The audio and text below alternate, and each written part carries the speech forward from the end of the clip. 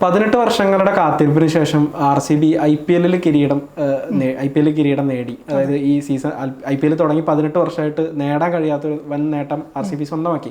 പക്ഷെ അത് കഴിഞ്ഞിട്ട് അതിൻ്റെ ആഘോഷത്തിനിടയിലുണ്ടായ ദുരന്തമൊക്കെ RCBനെ വളരെയധികം ഒരു ദോഷകരമായി ബാധിച്ചിട്ടുണ്ട്, RCB എന്ന് പറയുന്ന ബ്രാൻഡിനെ. പക്ഷേ എനിക്ക് തോന്നുന്നു ഇപ്പോൾ ഒരു ഏറ്റവും പുതിയ ഒരു കണക്ക്, അതായത് ഹൂളിഹൻ ലോക്കി സ്റ്റഡി എന്ന് പറയുന്ന ഒരു പഠനം പുറത്തുവിട്ട പുതിയ വാല്യുവേഷൻ്റെ കണക്കുകളൊക്കെ അനുസരിച്ചിട്ട് RCB വൻ കുതിപ്പുണ്ടാക്കിയിരിക്കുകയാണ്, അതായത് ബ്രാൻഡ് വാല്യൂവിൽ. ഇതിൽ ഏറ്റവും ഇതായിട്ട് പറയേണ്ടത് എന്താണെന്ന് വെച്ചാൽ ചെന്നൈനൊക്കെ മറികടന്ന് മുന്നിലേക്ക് ഒന്നാം സ്ഥാനത്ത് എത്തി.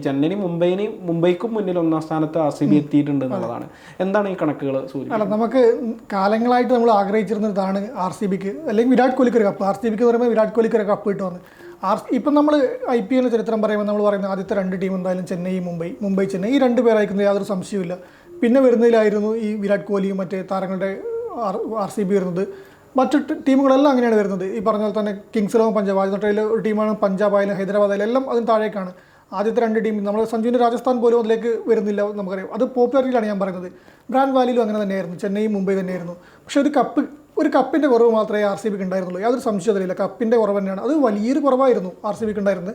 18 വർഷങ്ങൾക്ക് ശേഷം ആ കപ്പിൻ്റെ ഇത് തീർത്തപ്പം ആ ബ്രാൻഡ് വാല്യൂയിൽ അവർ മുന്നോട്ട് വന്നു. സ്വാഭാവികമായിട്ട് നമ്മൾ പ്രതീക്ഷിച്ച സ്ഥാനം തന്നെയാണ്. പക്ഷേ കപ്പ് എന്നത് ഘടകം കൊണ്ടല്ല ഇത് വരുന്നെങ്കിൽ കൂടി കപ്പ് കിട്ടിയപ്പോൾ RCBക്കും ഈ പറഞ്ഞ പോലെ തന്നെ മറ്റെടുക്ക കപ്പിൻ്റെ എണ്ണം നോക്കുമ്പോൾ ഇനിയും ആരാധകർ അടുത്ത സീസൺ വരും പറയും എത്ര കപ്പുണ്ട് ചോദ്യങ്ങൾ വരും, അതും ഉണ്ട്. പക്ഷേ കപ്പില്ലാത്തൊരു ടീമല്ലാതെ മാറിയിട്ടുണ്ട്. കപ്പിൻ്റെ ഒരു നേട്ടം കൂടെ വന്നപ്പോഴേക്കും ഈ ബ്രാൻഡുകൾക്കൊപ്പം തന്നെ അല്ലെങ്കിൽ അതിന് മുകളിലേക്ക് എത്താൻ വേണ്ടിയിട്ട് ഇപ്പം പറ്റിയിട്ടുണ്ട്. 18% വളർച്ചയാണ് പിന്നെ വാല്യൂവിൽ ഇത് ഉണ്ടാക്കിയിട്ടുള്ളത്, RCB ഉണ്ടാക്കിയിട്ടുള്ളത്. അങ്ങനെയാണ് ഇപ്പോൾ ഒന്നാം സ്ഥാനത്തേക്ക് എത്തിയത്. അതിൽ ചെന്നൈ നമുക്കറിയാം, ചെന്നൈയുടെ ഒരു പരാജയപ്പെട്ട ഒരു ദുരന്ത സീസൺ തന്നെ പറഞ്ഞാൽ കുഴപ്പമൊന്നുമില്ല, അങ്ങനത്തെ സീസണായിരുന്നു. ചെന്നൈ അത് 3ാം സ്ഥാനത്തേക്ക് ഇറങ്ങിപ്പോയി. മുംബൈയാണ് 2ാമത് എത്തിക്കുന്നത്. റണ്ണേഴ്സപ്പായ പിന്നെ പഞ്ചാബ് ഉൾപ്പെടെ എല്ലാ ടീമുകൾക്കും 22 ടീമുകൾക്കെല്ലാം നേട്ടമുണ്ടാക്കിയിട്ടുണ്ട്. പഞ്ചാബ് 9ാം സ്ഥാനത്താണ് ഉള്ളത് ഇപ്പോൾ പട്ടികയിൽ. പക്ഷേ എങ്കിൽ കൂടി അത് നേട്ടമാണ്, വലിയ വളർച്ചയാണ് ഈ ടീമുകൾക്കെല്ലാം ഉണ്ടായിട്ടുള്ളത്. ഇപ്പോൾ RCBനെ കുറിച്ച് നമ്മൾ പറഞ്ഞു, അതിനകത്ത് ചെന്നൈനെ കുറിച്ചിട്ടും നിങ്ങൾ സൂചിപ്പിച്ചു പോയി. കാരണം ചെന്നൈ 3ാം സ്ഥാനത്തേക്ക് അതായത് താഴ്ന്നു. മുംബൈ 3ാം സ്ഥാനത്തുണ്ടായിരുന്നത് ചെന്നൈയുടെ മുകളിലേക്ക് വന്നു എന്നുള്ളതാണ്. അതിൽ എടുത്തു പറയേണ്ട ഒരു കാര്യം എന്താണെന്ന് വെച്ചാൽ പഞ്ചാബിന്റെ കാര്യം പറഞ്ഞല്ലോ. പഞ്ചാബ് 9ാം സ്ഥാനത്താണ് എന്ന് പറയുമ്പോൾ പോലും ഈ സീസണിൽ പഞ്ചാബ് ഉണ്ടാക്കിയ ഒരു ഓളം അത് എടുത്തു പറയുന്നത് തന്നെ. നമുക്ക് RCBക്ക് 18% ബ്രാൻഡ് വാല്യൂ വളർച്ചയാണെങ്കിൽ 39% ഏറ്റവും വലിയ ഗ്രോത്ത്, 39% ഗ്രോത്ത് ഉണ്ടായിട്ടുണ്ട്. അത് ഈ പറഞ്ഞു തന്നെയാണ്. അത് നമ്മൾ തൊട്ടേ പറഞ്ഞിരുന്നു IPL സമയത്ത്. അത് ആ ശ്രേയസ് അയ്യറിന്റെ പിന്നെ ഒരു നേതൃമികവിൽ പഞ്ചാബ് ഒരു അത്ഭുത കുതിപ്പാണ് സീസണിൽ നടത്തിയത്. അതുപോലെ തന്നെ ബ്രാൻഡ് വാല്യൂനും ആ വളർച്ച ഉണ്ടായിട്ടുണ്ട്. അതാണ് ഇപ്പോൾ കാണേണ്ടത് നമ്മൾ. തീർച്ചയായും പഞ്ചാബ് ഓരോ സീസണിൽ ഇപ്പോൾ ഏറ്റവും നല്ല പ്രകടനം നടത്തിയ സീസണുകളുണ്ട്, ഏറ്റവും മോശം പ്രകടനം നടത്തിയ സീസണുകളുണ്ട്. ഇതുവരെ കപ്പ് നേടാൻ കഴിഞ്ഞിട്ടില്ല. പക്ഷെ ആരാധകരുടെ കാര്യത്തിൽ തീർച്ചയായും ഇപ്പോൾ നമ്മൾ സൗത്ത് ഇന്ത്യയിലൊക്കെ വരുന്ന സമയത്ത് മറ്റുള്ള ഇപ്പോൾ ഈ പറയുന്ന ചെന്നൈക്കും മുംബൈക്കും ഒക്കെ ഉള്ള പോലത്തെ ഒരു ആരാധകർ പഞ്ചാബിന് ഇല്ല. തീർച്ചയായിട്ടും അത് മാത്രമല്ല ഈ പറയുന്ന മൂല്യം ഈ ബ്രാൻഡ് വാല്യൂവിന്റെ കാര്യത്തിൽ നോക്കുകയാണെങ്കിലും ഈ ഒരു നമ്പർ കൃത്യമായിട്ട് അവിടെ കാണാൻ കഴിയുന്നുണ്ട്. കാരണം താഴെ സ്ഥാനത്താണ് 9ാം സ്ഥാനം എന്ന് പറയുമ്പോൾ ആകെ 10 ടീമുള്ളതിൽ 9ാം സ്ഥാനം എന്ന് പറയുമ്പോൾ ഇത് തന്നെയാണ്. പക്ഷെ ഒരൊറ്റ സീസൺ കൊണ്ട് അവരുണ്ടാക്കിയ ഗ്രോത്ത് എന്ന് പറയുന്നതാണ് അത് 38%, 39% എന്ന് പറയുന്നത് അത് വലിയൊരു നേട്ടം തന്നെയാണ്. അതിലേക്ക് നയിച്ച ഘടകം തീർച്ചയായിട്ടും ഒരു ഇന്ത്യൻ നിരയെ വെച്ച് ഇത്രയും നല്ലൊരു പ്രകടനം നടത്തി എന്നുള്ളത് തന്നെയാണ്. അതിന്റെ ആ കളി നമ്മൾ ഈ പറയുമ്പോൾ തന്നെ പറയണം, ഓരോ പിന്നെ ടോപ്പ് ഓർഡറിന്റെ കളിയൊക്കെ വരുമ്പോൾ അത് ശ്രേയസ് അയ്യറിന്റെ എടുത്തെടുത്ത് പറയണം. ശ്രേയസ് അയ്യറിന്റെ നേതൃമികവ്. കാരണം നമ്മളിപ്പോൾ ഇന്ത്യൻ ടീമിൽ ഇപ്പോൾ ദേശീയ ടീമിലാണ് ഗില്ലാണ് പിന്നെ ടെസ്റ്റ് ടീമിനെ നയിക്കുന്നത്. അങ്ങനെ ഒരു പറ്റം നായകന്മാരുടെ നമ്മൾ ട്രാൻസിഷൻ സ്റ്റേജിലാണ് ഇന്ത്യൻ ക്രിക്കറ്റ് പോകുന്നത്. അപ്പോൾ അതിലേക്ക് ഒരു നേതൃമികവിൽ ഒരു താരമായിട്ട് തന്നെ പിന്നെ ശ്രേയസ് അയ്യർ വന്നിട്ടുണ്ട്. അയ്യറിൻ്റെ ഈ കപ്പ് കിട്ടിയിരുന്നെങ്കിൽ ഇപ്പം 3 ടീമിനെ ഫൈനലിസ്റ്റ് താരമായി മാറിയിട്ടുണ്ട്. അതുപോലെ തന്നെ ഒരു കൊൽക്കത്തയിൽ കപ്പ് കിട്ടി, തൊട്ടടുത്ത സീസണിൽ വന്നിട്ട് പഞ്ചാബിനെ ഫൈനലിൽ എത്തിച്ചു. അപ്പം ആ ഒരു ഇപ്പോൾ സൈഫ് പറഞ്ഞതും പിന്നെ ഇന്ത്യൻ ടീമിനെ വെച്ചിട്ട് നേടി. അപ്പോൾ ഇന്ത്യൻ ഒരു താരം, ഒരു ഇന്ത്യൻ്റെ യുവതാരം തന്നെ പറയാം, അതേ മുന്നിൽ നിന്ന് ടീമിനെ നയിക്കുക പറയുമ്പോൾ അത് വല്ലാത്തൊരു മാറ്റമാണ്. അതിൻ്റെ ഒരു മെച്ചം തന്നെയാണ് ഈ സീസണിൽ ഉണ്ടായിരിക്കുന്നത്. ഇപ്പം പറയുമ്പോൾ നമ്മൾ RCBക്ക് ശേഷം എന്തായാലും പറയേണ്ടത് പഞ്ചാബിനെ തന്നെയാണ്. ചെന്നൈയും മുംബൈയും 2ാം സ്ഥാനത്ത് 3ാം സ്ഥാനത്ത് ഉണ്ടെങ്കിൽ അവരുടെ പേര് താഴേക്ക് പോവാണ്. അത് അങ്ങനെ പറയിപ്പിക്കുന്നത് ഈ ഒരു പ്രകടനം തന്നെയാണ്, ഈ സീസണിലെ പ്രകടനം തന്നെയാണ്. അതിൻ്റെ ഒരു മാറ്റം എന്ത് വന്നാലും അതുണ്ട്, അത് അംഗീകരിച്ചേ പറ്റൂ.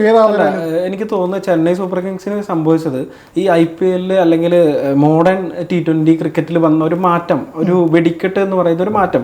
അതിൻ്റെ ഒരു ഉദാഹരണം പറയുകയാണെങ്കിൽ ഇപ്പോൾ രാജസ്ഥാൻ റോയൽസിന്റെ വൈഭവ് സൂര്യവംശി എന്ന് പറയുന്ന ഒരു താരത്തെ നമ്മൾ എടുത്തു പറയേണ്ടി വരും. അദ്ദേഹത്തിന് അടിച്ചു കളിക്കാനേ അറിയുള്ളൂ, നിന്ന് കളിക്കാൻ അറിയില്ല. ഇപ്പോൾ IPL കാര്യം ഓക്കെ, IPL വെടിക്കെട്ട് വേണം. അത് കഴിഞ്ഞിട്ട് നടന്നാണ് under-19 ഇപ്പൊ നടന്നുകൊണ്ടിരിക്കുന്ന യൂത്ത് ഏകദിന പരമ്പര കഴിഞ്ഞു. ഇന്ത്യ 3-2 വിജയിച്ചു. ഈ പരമ്പരയിൽ 355 റൺസ് അദ്ദേഹം സ്കോർ ചെയ്ത്, അത് 174 സ്ട്രൈക്ക് റേറ്റിൽ. അത് ഏകദിനത്തിലാണെന്ന് നോക്കണം. അങ്ങനത്തെ ഒരു താരത്തെ അദ്ദേഹം 14 വയസ്സുള്ള ഒരു താരമാണ് എന്ന് കണ്ടിട്ട് രാജസ്ഥാൻ കൊണ്ടുവന്നു. പക്ഷെ ചെന്നൈനെ സംബന്ധിച്ച് ചെന്നൈ എപ്പോഴും പഴയ ശൈലിയിൽ കളിക്കുന്ന ആളുകളെ വെച്ച് നമ്മൾ വയസ്സമ്മയുടെ പടമൊക്കെ പറഞ്ഞ് കളിയാക്കുന്ന ഒരു ടീമായിരുന്നു അത്. പക്ഷെ ആ ഒരു ടീമിനെ വെച്ചാണ് ചെന്നൈ നേട്ടം ഉണ്ടാക്കിയതൊന്നും നമ്മൾ കാണുന്നുണ്ട്. എപ്പോഴും അങ്ങനെ ആയിരുന്നു. പക്ഷെ അതിന്റെ കാലം കഴിഞ്ഞു. ഇപ്പോൾ സൈബറിന്റെ ബാക്കി തന്നെയാണ്, അതിന്റെ കാലം കഴിഞ്ഞു. ഇപ്പൊ ഇങ്ങനെയുള്ള താരങ്ങൾ വരുമ്പോൾ ഈ മോശം പന്തുകൾ ആക്രമിച്ച് കളിക്കുക എന്നുള്ളത് അങ്ങനെയല്ല. എല്ലാ പന്തുകളും മോശമാണെന്ന്, അല്ലെങ്കിൽ T20 തന്നെയാണല്ലോ അടിച്ചു കളിക്കുന്നില്ല. അപ്പോൾ അതിന് മാത്രം അത് പറയുമ്പോൾ അടിച്ചു കളിക്ക് പറയുമ്പോൾ നമ്മൾ വേറെ ആരും കൂടെ പറയുന്നുണ്ട് കേട്ടോ. നമ്മൾ സൺറൈസേഴ്സ് ഹൈദരാബാദ് വെടിക്കെട്ട് ഇതുകൊണ്ട് 300 അടിക്കുന്ന പ്രതീക്ഷിക്കുന്ന ടീമാണ്. ആദ്യ മത്സരത്തിൽ 286 അടിച്ചിട്ട് ആ പ്രതീക്ഷ കൊണ്ടുവന്ന ടീമാണ്. അവരെവിടെ പോയി സംഭവം എന്താണെന്ന് വെച്ചാലേ, ഒരു ടീമിനകത്ത് വെറുതെ അടിച്ചു കളിക്കുന്ന ആളുകൾ മാത്രമായി കഴിഞ്ഞാൽ എന്നുള്ളതാണ് അതിന്റെ പ്രശ്നം. അങ്ങനെ ആവാൻ പാടില്ല, ചെന്നൈ പോലാവാൻ പാടില്ല. അത് രണ്ടും കൂടെ നോക്കേണ്ടത്. ഇതിന്റെ രണ്ടിന്റെ ചെന്നൈ അവസാനമായിട്ട് മാറി, നമ്മൾ അതും കൂടെ പറയണല്ലോ. പിന്നെ പകരക്കാരെ അതാണ് പകുതി വെച്ചിട്ടാണ് ചെന്നൈക്ക് ഇത് മനസ്സിലായത്. തീർച്ചയായിട്ടും ആയുഷ് മാത്രം വന്ന്, ബ്രവിസ് വന്ന്, അതുപോലെ തന്നെ യുവതാരങ്ങൾക്കൊക്കെ അവസരങ്ങൾ കൊടുക്കാൻ ഉർവിൽ പട്ടേൽ വന്ന്. അങ്ങനത്തെ താരങ്ങളൊക്കെ ലേലത്തിന് ഓൾറെഡി ഉണ്ടായിരുന്നു. പക്ഷെ എന്നിട്ടാണ് ചെന്നൈ എന്ത് ചെയ്തേക്കുന്നത്, ഈ വിജയ് ശങ്കർ, അതുപോലെ തന്നെ ദീപക് ഹൂഡ, രാഹുൽ ത്രിപാഠി, ഇങ്ങനത്തെ താരങ്ങളെ എടുത്തിരിക്കുന്നത്.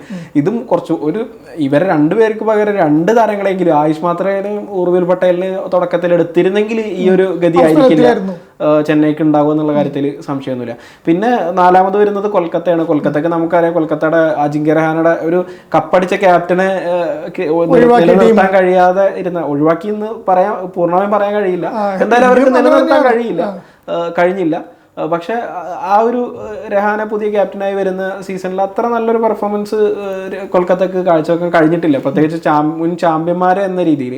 ഇപ്പൊ രാജസ്ഥാൻ റോയൽസ് ഈ ഇതിനകത്ത് വാല്യുവേഷൻ ബ്രാൻഡ് വാല്യൂവിൽ വരുന്നത് 7ാം സ്ഥാനത്താണ്. രാജസ്ഥാനും ഈ സീസണിൽ വളരെ മോശം പ്രകടനം കാഴ്ചവെച്ച ഒരു ടീമാണ്. രാജസ്ഥാനെ സംബന്ധിച്ച്, ഇപ്പോൾ ചെന്നൈനെ സംബന്ധിച്ച് ഈ ഒരു 3ാം സ്ഥാനത്തേക്ക് തള്ളപ്പെട്ടു എന്ന് പറയുന്നത് അതിനൊപ്പം തന്നെ നമ്മൾ 10ാം സ്ഥാനത്തിലെ LSG അവർ 32% വർധനം ഉണ്ടാക്കിയിട്ടുണ്ട്. നമ്മൾ 9ാം സ്ഥാനത്തിലെ പഞ്ചാബ് 39% ഉണ്ടാക്കിയെന്ന് പറയുമ്പോൾ ഇവരെയും കൂടെ പറയുന്നുണ്ട്. 32% വർധനം അവരും ഉണ്ടാക്കിയിട്ടുണ്ട് 10ാം സ്ഥാനത്താണെങ്കിൽ കൂടി. ഈ ഒരു സീസണോടെ വലിയ മാറ്റം അവർക്കും വന്നിട്ടുണ്ട്. അത് മെച്ചപ്പെട്ടിട്ടുണ്ട് നിലവിലെ പട്ടികയിൽ താഴെയാണെങ്കിൽ കൂടി. എന്തായാലും ഇപ്പോൾ ചെന്നൈനെ സംബന്ധിച്ച് ഇനി ഇതിലേക്ക് തിരിച്ചു വരിക എന്നുള്ളത് പറയുന്നത് വലിയൊരു കടമ്പ തന്നെയാണ്. പക്ഷെ അവർക്ക് അത്ര വലിയ ടാസ്ക് അല്ല, ഒരു കടമ്പയാണെന്ന് പറയുമ്പോൾ അത്ര വലിയൊരു ഒരു ആയാസപ്പെട്ടൊരു കാര്യമല്ല. ചെന്നൈക്ക് എളുപ്പമാണ്. ചെന്നൈക്ക് മുംബൈനെ പോലെ ടീമുകൾക്കെല്ലാം ഇത് എളുപ്പമുള്ള കാര്യമാണ്. അവർ ഉണ്ടാക്കി വെച്ചൊരു ബ്രാൻഡ്, വലിയൊരു ബേസ് ഉണ്ട്, ഫാൻ ബേസ് പറഞ്ഞാലുണ്ട്. ഇപ്പം നമ്മൾ ഈ പറഞ്ഞാൽ തന്നെ സീസണിന്റെ പകുതി കഴിയുമ്പോഴേക്കും അവർ മാറി വന്നിരുന്നല്ലോ ഈ പുതിയ താരങ്ങൾ. അപ്പം വീണ്ടും ഒരു പ്രതീക്ഷ അവർ ഇട്ടിട്ടാണ് അവർ പോയത്. അല്ല, അത് മാത്രമല്ല, ഇപ്പൊ ഈ ട്രേഡ് ഡീലുകളൊക്കെ പലതും ചർച്ചയാവുന്നുണ്ട്. ട്രേഡ് വിൻഡോ ഓപ്പൺ ആണ്. അപ്പോൾ ഒരു സൈനിങ് മതി ഇതെല്ലാം മാറി വരാൻ. നമുക്കറിയാം സഞ്ജു ഉണ്ടായിട്ട് പോലും രാജസ്ഥാൻ 7ാം സ്ഥാനത്താണ്. പക്ഷെ എന്ന പോലെ സഞ്ജു എന്ന് പറയുന്ന ഒരു താരത്തിന് ചെന്നൈ, അതായത് ഈ IPL കഴിഞ്ഞിട്ടാണെങ്കിൽ പോലും കൂടുതൽ ന്യൂസുകളിലൊക്കെ വന്നുകൊണ്ടിരിക്കുന്ന ഒരു ടീം ഇതാണ്. ഇപ്പോൾ RCBനെ സംബന്ധിച്ച് RCBക്ക് ഒരു കപ്പ് നേടാൻ കഴിഞ്ഞെങ്കിൽ കൂടി അത് കഴിഞ്ഞിട്ടുള്ള ഈ പറയുന്ന വിവാദങ്ങളൊക്കെ അവരെ പലതരത്തിൽ അവർക്ക് പ്രശ്നങ്ങൾ ഉണ്ടാക്കിയിട്ടുണ്ട്. അപ്പോൾ അവരിപ്പോൾ കോടതിയെ സമീപിക്കാൻ പോകുന്നു എന്ന തരത്തിലൊക്കെ വാർത്തകൾ വന്നുകൊണ്ടിരിക്കുന്നുണ്ട് ഈ വിഷയത്തിൽ. ആ ഒരു അന്ന് നടന്ന ആ ഒരു ഇൻസിഡന്റ്. പക്ഷെ അത് കഴിഞ്ഞിട്ട് പിന്നീട് പല ആളുകളും ചർച്ച ചെയ്യുന്നത് രാജസ്ഥാന്, സഞ്ജു, ചെന്നൈ, കൊൽക്കത്ത ചെന്നൈ, ഇങ്ങനെ ഉള്ള ചർച്ചകളാണ് നടക്കുന്നത്. അപ്പോൾ ചെന്നൈ എന്ന് പറയുന്ന ടീം നമുക്കറിയാം, ഇപ്പോൾ സൗത്ത് ഇന്ത്യയിൽ അത്രയും ആരാധകരുള്ളൊരു ടീമാണ്. മുംബൈക്കൊപ്പം ആരാധകരുള്ള ഒരു ടീം തന്നെയാണ് ചെന്നൈ മുംബൈ നമുക്കറിയാം പണ്ട് മുതലേ ഒരു ഭയങ്കര ഒരു റൈവലറി നിൽക്കുന്നുണ്ട് ഈ 2 ടീമുകളും തമ്മിൽ. അതൊരു IPL എൽ ക്ലാസിക്കോ എന്നൊക്കെ അറിയപ്പെടുന്ന അത്രയും ആവേശമുള്ള ഒരു പോരാട്ടം തന്നെയാണ്. അതുപോലെ തന്നെ ഒരു നിൽക്കുന്നൊരു ടീമാണ് RCB മുന്നിലെത്തി എന്ന് പറയുമ്പോൾ ചെന്നൈ ആരാധകർക്ക് അത്ര ഉണ്ടാവും. അപ്പോൾ അതും നമ്മൾ എടുത്തു പറയേണ്ടതാണ്. എന്തായാലും ഇപ്പോൾ നിലവിലുള്ള വാല്യുവേഷൻ ഒരു സ്വകാര്യ സ്ഥാപനം നടത്തിയിട്ടുള്ള ഒരു പഠനമാണ്. പക്ഷെ അത് പല ഘടകങ്ങളും അതിനകത്ത് പരിശോധിച്ചിട്ടുണ്ടാവും. ഇപ്പൊ ചെന്നൈയുടെ ആണെങ്കിൽ നമുക്കറിയാം, ഒരു 10ാം സ്ഥാനത്തേക്ക് ഒരു ടീം പോവുക എന്ന് പറയുമ്പോൾ സ്വാഭാവികമായിട്ട് അതിനൊരു ഇടിവ്, അല്ലെങ്കിൽ ആരാധകരുടെ ആണെങ്കിൽ ഒരു താല്പര്യക്കുറവ്. ഒരു ടീമിന്, ഏതൊരു ടീമാണെങ്കിലും അതിനൊരു ഭയങ്കര ഹാർഡ് കോർ ആയിട്ടുള്ള ആരാധകരുണ്ടാവും. പിന്നെ കുറച്ച് ലൈറ്റ് ആയിട്ട് ടീമിനെ സപ്പോർട്ട് ചെയ്യുന്ന ആരാധകരുണ്ടാവും. ഏറ്റവും ആദ്യം ഒരു ടീം മോശം പ്രകടനം നടത്തുമ്പോൾ ആ ലൈറ്റ് ആയിട്ട് സപ്പോർട്ട് ചെയ്യുന്ന ആളുകളാണ് കൂടുതലും ഒരു ഫാൻ ബേസ്, അത്തരം ഫാൻ ബേസ് ആണ് പെട്ടെന്ന് കുറഞ്ഞു പോവുക. ഹാർഡ് കോർ ആയിട്ടുള്ള ആരാധകർ എന്ത് സംഭവിച്ചാലും ടീമിന്റെ കൂടെ തന്നെ ഉണ്ടാവും. അങ്ങനെ നിന്ന ഹാർഡ് കോർ ആരാധകർ തന്നെയാണ് RCBക്ക് ഇത്രയും സപ്പോർട്ടും ഇതൊക്കെ കൊടുത്തിട്ട് ഇവിടെ എത്തിച്ചത്. എന്തായാലും RCB ഇപ്പൊ നിലവിൽ ഈ വാല്യുവേഷൻ അനുസരിച്ച് 1ാം സ്ഥാനത്താണ്, മുംബൈ 2ാം സ്ഥാനത്താണ്, ചെന്നൈ 3ാം സ്ഥാനത്താണ്, കൊൽക്കത്ത 4ാം സ്ഥാനത്ത് വരുന്നുണ്ട്. പഞ്ചാബ് വലിയ നേട്ടം ഉണ്ടാക്കിയിട്ടുണ്ട്. 9ാം സ്ഥാനത്താണെങ്കിൽ പോലും വാല്യുവേഷൻ ഗ്രോത്ത് ഉണ്ടാക്കിയിട്ടുണ്ട്. LSGനെ സംബന്ധിച്ച് എന്തുകൊണ്ട് നേട്ടം ഉണ്ടാക്കിയെന്നുള്ളത് മനസ്സിലാവുന്നില്ല. കാരണം ഋഷഭ് പന്ത് വന്നതുകൊണ്ടാണോ എന്തായാലും പറഞ്ഞ ചർച്ചകൾ ഉണ്ടായിരുന്നല്ലോ, പന്തും ഗോയങ്കിയും ഒക്കെ ഉണ്ടായിരുന്നു. എന്തായാലും ഈ RCBക്ക് അടുത്ത സീസണിലും മികച്ച പ്രകടനം തന്നെ നടത്താൻ കഴിയട്ടെ. മറ്റുള്ള ടീമുകളും കൂടി മുന്നോട്ട് വരട്ടെ, ചെന്നൈക്ക് തിരിച്ചു വരാൻ കഴിയട്ടെ. ശക്തമായ അടുത്ത സീസണും അടിപൊളിയായിട്ട് തന്നെ നമുക്ക് ആസ്വദിക്കാൻ കഴിയട്ടെ. ക്രിക്കറ്റ് ആരാധകരെ സംബന്ധിച്ച് അത് തന്നെയാണ് വേണ്ടത്. നല്ല ക്രിക്കറ്റ് ഉണ്ടാവണം, നല്ല വെടിക്കെട്ട് ഉണ്ടാവണം. എന്തായാലും അത് തന്നെ കാണാം. സമയം മലയാളം വാർത്തകൾ ഇനി ടൈംസ് ഓഫ് ഇന്ത്യ സൂപ്പർ ആപ്പിലും. ഇതിനായി പ്ലേ സ്റ്റോറിൽ നിന്നോ ആപ്പ് സ്റ്റോറിൽ നിന്നോ times of India app install ചെയ്യൂ. മലയാളം ഭാഷ തിരഞ്ഞെടുക്കൂ. വാർത്തകൾ ആസ്വദിക്കാം, എല്ലാം ഇനി സമയത്തിൽ.